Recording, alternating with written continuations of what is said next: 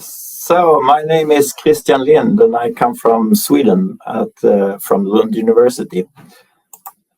And I am at the Laboratory of Occupational and Environmental Medicine. And at this laboratory, this is more or less me, but I do all the measurements. So I measure so that we know what we're exposed to. And if we know what we're exposed to, we can also make changes. And we have a lab which is lots of mass spectrometers, and we do both organic analysis and inorganic analysis with ICP-MS. And a lot of it is about reflecting the external exposure that we are exposed to, and both in general populations and occupational settings also. And we want to also evaluate the impact of the exposure to the human body. So we have we are facilitating a lot of epidemiological studies, both in Sweden but also internationally. But we're also interested in early biological responses with effect biomarkers. And we're interested in many different kind of exposures. PFAS is one big field we're interested in, but also endocrine disruptor like phthalates, bisphenols, but also pesticides, and then various of industrial exposures. And we're also interested in how our body handles these different kind of exposures and toxicants. And we are mainly involved in this human biomonitoring, where we develop exposure biomarkers as an indicator how much of a chemical has been in the body. And this exposure is also an uptake into the body that can be from inhalation, but also skin uptake, or that you eat it, but it is a gastrointestinal tract absorption. And then it's the toxicokinetic studies with the absorption of a compound, its distribution, how it metabolizes and excretes.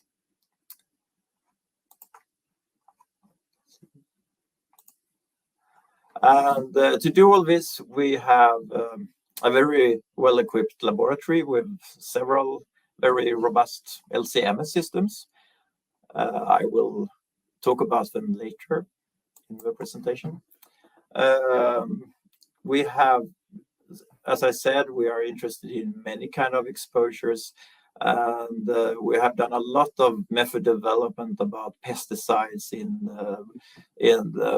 tropical countries. We have big studies in Costa Rica, for instance, and we have done much of the method development of what we do in samples from Costa Rica, and method development to be applied in studies from Costa Rica. So this is pictures from banana plantation, and we have children or both occupational and general population exposure with high pesticide levels.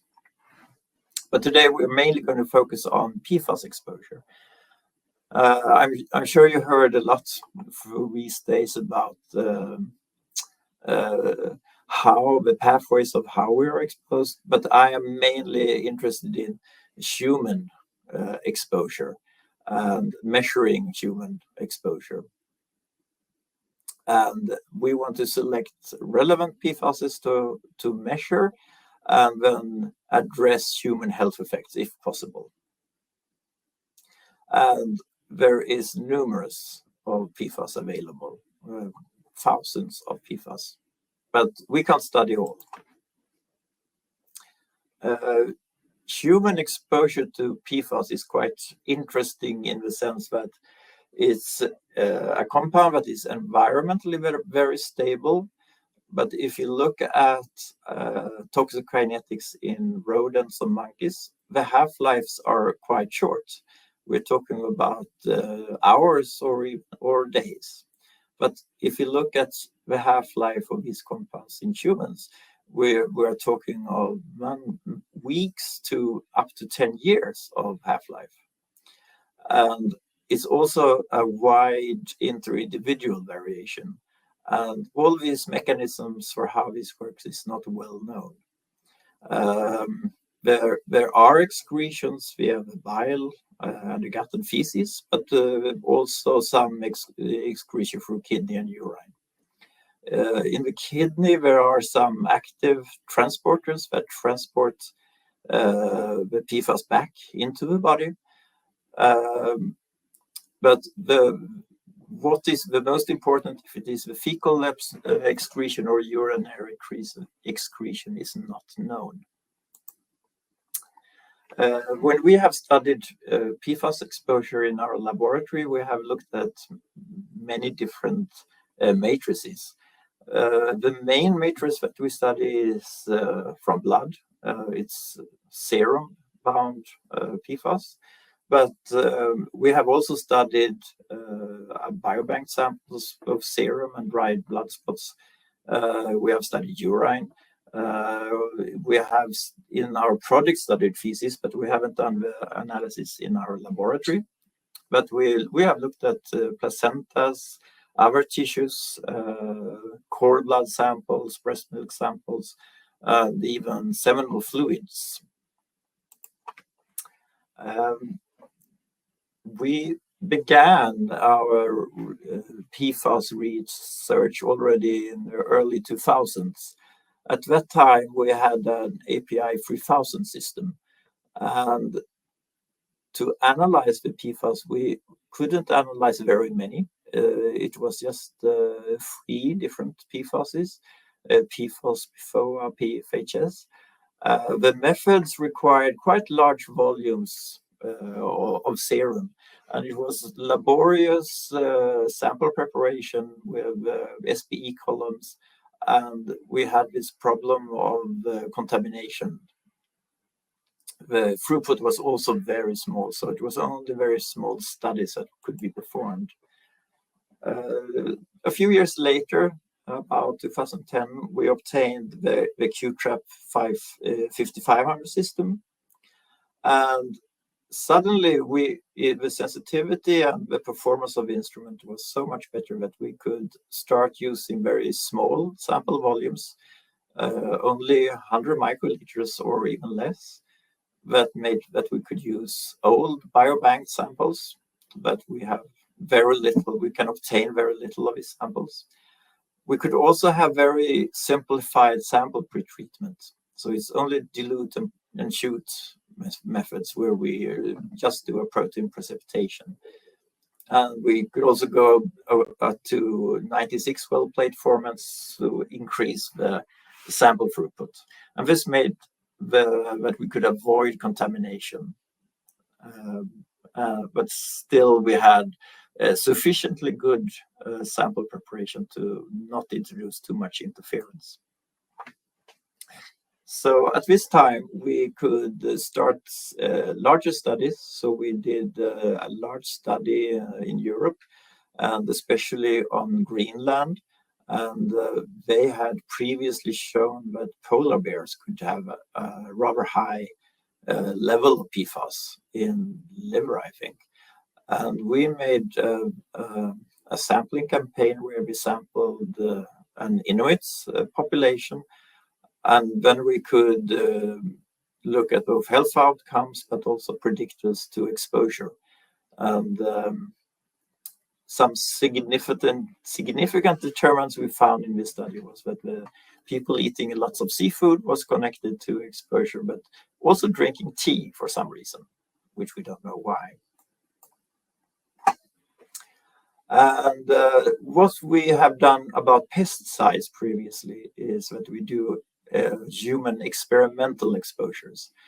And we did this because pesticides was not so well studied and there were few methods available.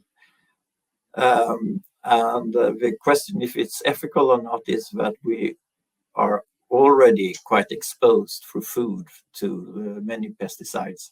So, and we only take a very small microdose, so it's comparable to eating an apple sometimes.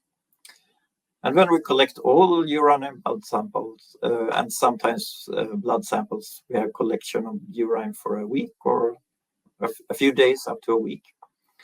And then we have samples that we can use for method development. We can validate the biomarker. We can see if the biomarker is connected to the exposure we had experimentally. So we have a yield, half-life, metabolism, etc. So we get a lot of parameters from one of these experiments.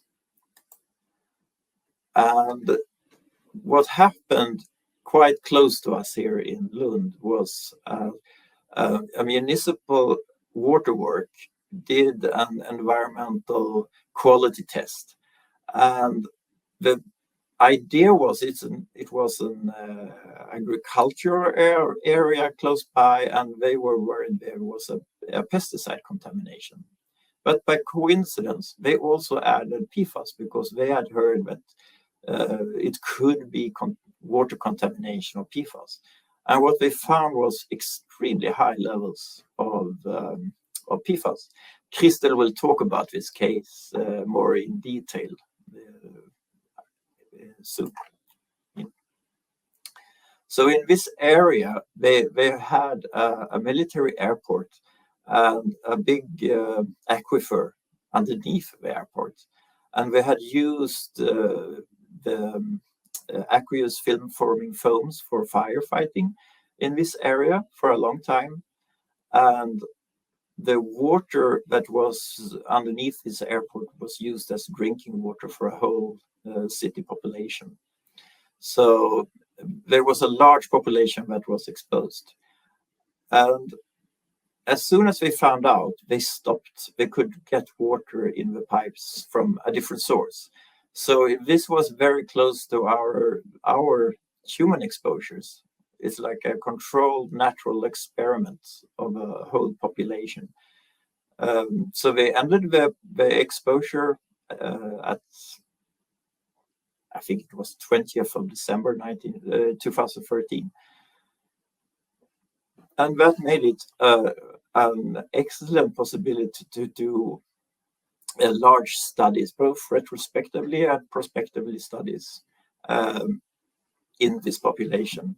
But this also required that we had capacity to analyze a lot of samples, but also that we had a system for a long-term analytical stability. So there are many analytical challenges. So we have issues of contamination, both at sampling and the analysis. Well, there could be issues with interferences, availability of calibration standards, internal standards, and how to calibrate the standard, how to calibrate what kind of matrix to use, how the instruments work, how robust they are. And it has to be robust for over the years to make a good study. So did we have valid methods at the time when we started? So we had two Q-Trap 5500s that we ran in triple quadruple mode. We don't use the Q-Trap mode in this kind of analysis. And we had a good source for calibration standards and internal standards. We had already started to use quality control samples regularly in our analysis. And we set up a consistent sample batch that we continuously used, the same setups for all sample sets that we analyzed, including chemical blanks and quality control, regular quality control samples. And on the instruments, we also developed a strategy to avoid contaminations from the system and from the solvents. And we also had started to participate in interlaboratory test programs. In this case, it's the GEQUAS in Germany that we participate in. One of the first problems we had that was what's PFAS to measure. And it depends a lot on the research question. because we don't have standards for all of them. Are all of them in blood? Can you measure all of them? And that depends a little bit, and also it depends a little bit on the research question. Is it an epidemiological study where we want to connect this to different kind of health effects, or is it a descriptive study just to see what PFAS a population is exposed to?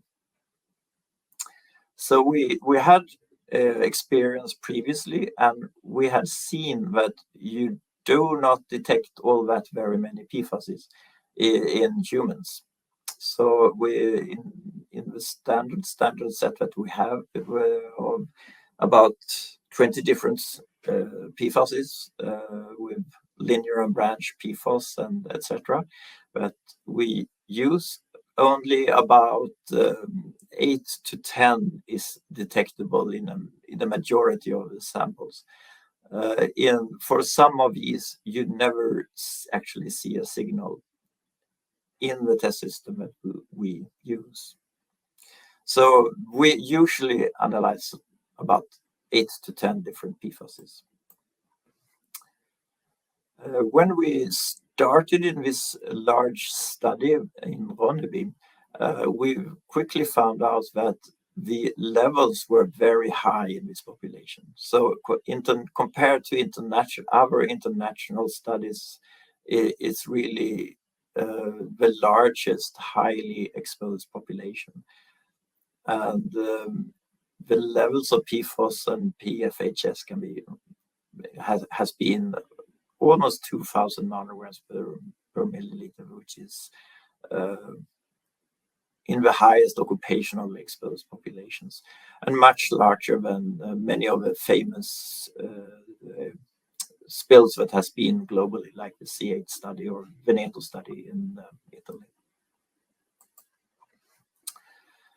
And after a few years of analysis in this study, we obtained a QTRAP 6500 plus that we could apply also in these studies, because this was when we analyzed most samples. And we had actually a slight problem with this QTRAP 5500, because the levels were so high. The PFAS and PFHS levels were so high that it was above the linear range. So we actually had to dilute samples and inject very small amounts to be able to get the sample into a linear range of the detector. With a 6500 plus system, it has an improved dynamic range, which simplified the analysis a lot.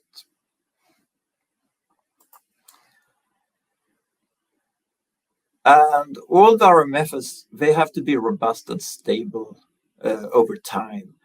So a very important parameter is how accurate and how repeatable our measurements. And we test this with these interlaboratory tests. And this is just to show that during a 10-year period, 2 times annually, we have participated. And this is a plot of PFAS with the expected levels in the samples and our reported values. This is the results after manual sample preparation of several staff members, and both on the 5500 and 6500. So we have a very reproducible methodology. A problem we have is also that in some of these samples that are highly exposed, this firefighting foam is consisting of branched PFAS, and quite a lot of branched PFAS. And we had an interest of separating different branches and trying to quantify the levels of the branched. There can also be a problem with interferences in human samples, and especially PFHS can have an interference that is it's supposed to be metabolites or pregnancial hormones, and it's the worst samples to analyze is actually cord bloods, followed by pregnant women in the third trimester. Women has low levels, and in men it's much less of interferences. So it's a male sample to the left and a cord blood to the right. But you can, by choosing checking ratios for extra, so we have 3 different transitions when we do the measurements. So how do we use these methods in the samples or in these studies? So one of the interesting, we have done a lot of health examinations that Christel will talk about. But an interesting study we have made is that we did repeated sampling of people living in the area with high exposure. And then we took in the total about 11 samples during 6 years. And then we could study how fast PFAS is excreted, if it's different between age or male, female, etc. And also different PFASs. So what we found that is interesting is that females, women, they had a more rapid elimination of PFAS than male. And especially if they were in fertile age below 50. And we think that is depending that they are menstruating. And we could also see that the half-life, the individual half-life had a very big, there was a very big variation. So it could be between 2 and 10 years for PFHS, for instance. And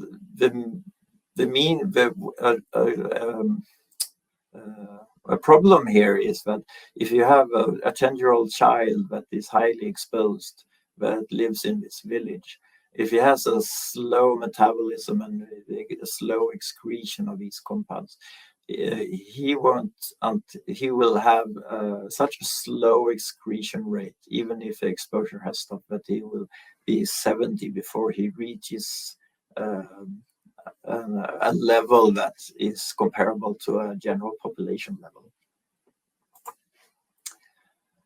A problem in the study was that sampling of the PFAS started 6 months after the end of exposure in this exposure in this excretion rate study. But a few years later, a small village in northern Sweden also had a similar problem. But in this case, we managed to start sampling already 2 weeks after they stopped the exposure. And we had frequent sampling over a short time. And then we could also get the half-life of also the short-length PFASs, and some of the PFASs that only have a half-life of a month, etc., like PFBS. We could also go in detail and look at the branched PFAS, for instance. We are also looking into emerging matrices for PFAS analysis. So we have done studies with dried blood spots. So it's a microsampling technique that is more ethical, also more practical. We can send out a sampling kit to a participant or a patient, and they mail it back in room temperature after it has dried. And there's also a big development now, so there is more accurate, better sampling devices that you can obtain. And they have shown in articles quite recently that you can analyze PFAS also in these dried blood spots. And there has been a discussion if there is a problem with the hematocrit levels in the samples, but it seems to be okay to analyze these samples. And we usually get, or when we do studies of biobanked blood spots, we only get a 3 millimeter cut of a blood drop. So I have to go back. And in this picture, they have tested how much does a 3 millimeter punch contain, how much whole blood does it contain, and they found that it's in average is about 3.3 microliters. And so it's very small amounts of blood, so you need a very sensitive system to be able to detect the PFAS levels in the sample. And we didn't know when the exposure level started in the Ronneby study. And in Sweden, they started to collect the PKU samples from newly born children in 1973. They collect 4 blood drops that they save in a biobank. And we wanted to see if we could measure the start of the exposure in this population. So we managed to obtain 2 different cuts. And so we got 2 times 3 millimeter cuts from blood spots from children from 1995 to 2013. And also blank cuts from all the sampling cards. And then we have tested this on 3 different systems. We have the 5500, 6500 plus, and then 7500. And well, you can see several things. To the right, you can see the signal from the 7500. And the 7500 actually has a problem in the system that really needs a delay column because there is a contamination somewhere because we haven't located it. It's not from the solvents, which we sometimes have seen on the other systems, but there is a contamination. But it's well separated from the actual peak. So, and the peak is, it is slightly better than the other systems. And this is showing a sample containing about 20 nanograms per milliliter of PFAS. And this is about the average level that we had in a population 20 years ago. And this is just an example when the levels are 5 nanograms per milliliter of this compound. But this is the levels that we have today. But it's visible on the 5500, but it's more clear on the 7500 plus or 7500. And these are just to show some methodological results. So we got 2 different cuts, and this is just the correlation between the 2 cuts that is very, very impressive. Very impressive that we can actually measure so low levels in the samples. And we could even see the low levels that, for instance, is for PFAS in these spots in very good, much better than we expected correlation in this two spots system. I can quickly mention that we do other studies that can be interesting for all of you.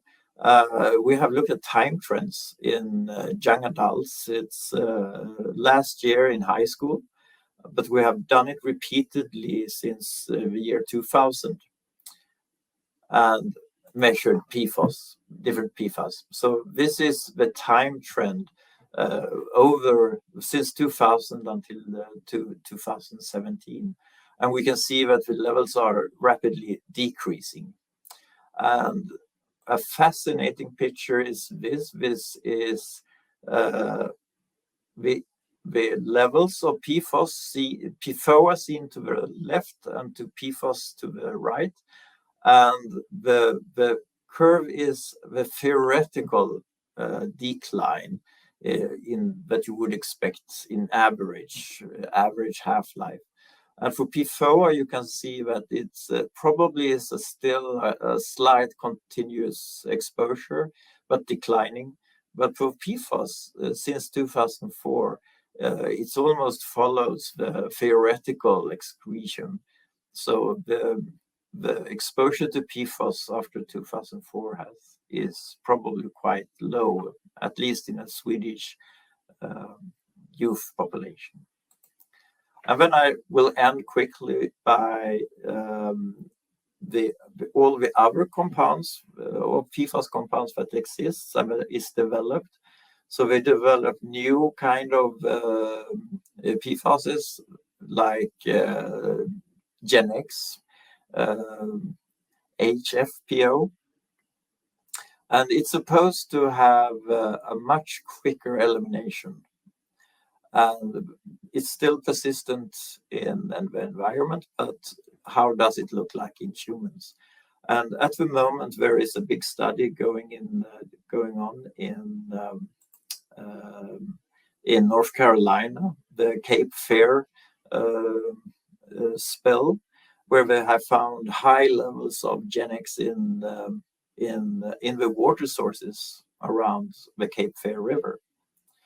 But they don't detect GenX in serum in the study population, which has been featured in several movies. And since we are interested in finding out about toxicokinetics of these kind of toxic exposures, and since the half-life of this should be rather short, I had to actually find out. And it seemed we could see that the GenX was very sensitive on our Q-trap system. So we could make a very easy method development. And I took a dose and we collected all the urine sample and a couple of serum samples over time to see what happened.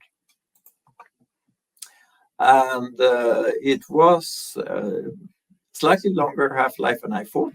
And it was a very messy experiment because I had to collect all urine sample for 2 weeks, which was about 46 liters of urine, and also a couple of blood samples. But it made a very nice excretion curve, at least, with a half-life of 46 hours. And this is just the final picture. It's to show what the correlation between the steady state and half-life of a compound and the persistency of a compound. So if you have GenX, for instance, and you are daily exposed, the levels will more or less excrete very rapidly. So you don't get a buildup of a level in your body. So then the levels will be very low if you are exposed. But if you're exposed to PFAS or PFHS that has a very long half-life, it only builds up. So even if you are exposed to a very low level every day, the levels increases over time. And when you have reached about 3 or 4 half-lives, you have reached a steady high state of exposure in your body. Thank you.